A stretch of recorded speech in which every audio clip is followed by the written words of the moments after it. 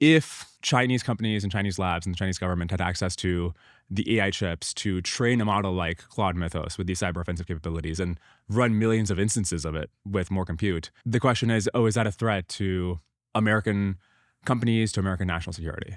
First of all, Mythos was trained on fairly mundane capacity and a fairly mundane amount of it by an extraordinary company. And so the amount of capacity and the type of compute it was trained on is abundantly available in China. And so you just have to first realize that chips exist in China. They manufacture 60% of the world's mainstream chips, maybe more. It's a very large industry for them. They have some of the world's greatest computer scientists, as you know. Most of the AI researchers in all of these AI labs, most of them are Chinese. They have 50% of the world's AI researchers. And so the question is, if you're concerned about them, considering all the assets they already have, they have an abundance of energy, they have plenty of chips, they got most of the AI researchers. If you're worried about them, what is the best way to create a safe world? Well, victimizing them, turning them into an enemy, likely isn't the best answer. They are an adversary. We want the United States to win.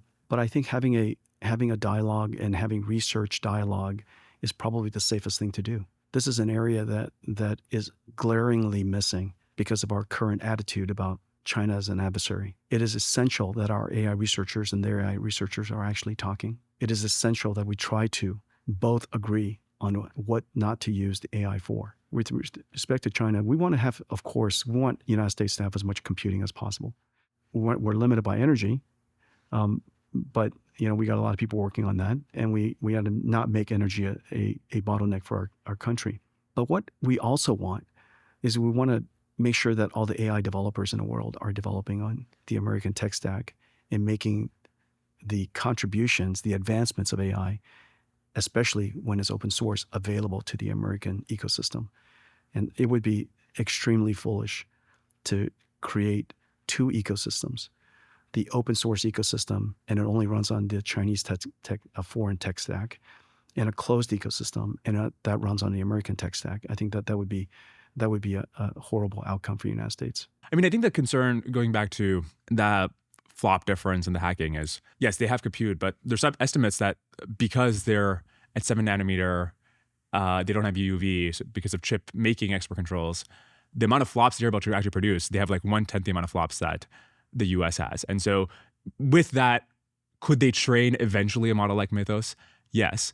But the question is, because we have more flops, American labs are able to get to these level of capabilities first. And because Anthropic got to it first, they say, okay, we're going to hold on to it for a month while all these American companies, we give them access to it. They're going to patch up all their vulnerabilities. And now we release it. Furthermore, even if they train a model like this, the ability to deploy it at scale, if you had a cyber hacker, it's much more dangerous if they have 1 million of them versus 1,000 of them. So that inference compute really matters a lot. In fact, the fact that they have so many AI researchers who are so good is the thing that makes it so scary, because what is it that makes those researchers more productive is compute. We should always be first, and we should always have more. But in order for that outcome for you to what you described to be true, you have to take it to the extremes. They have to have no compute. And if they have some compute, the question is how much is needed. The amount of compute they have in China is enormous. You're talking about a country. It's the second largest computing market in the world.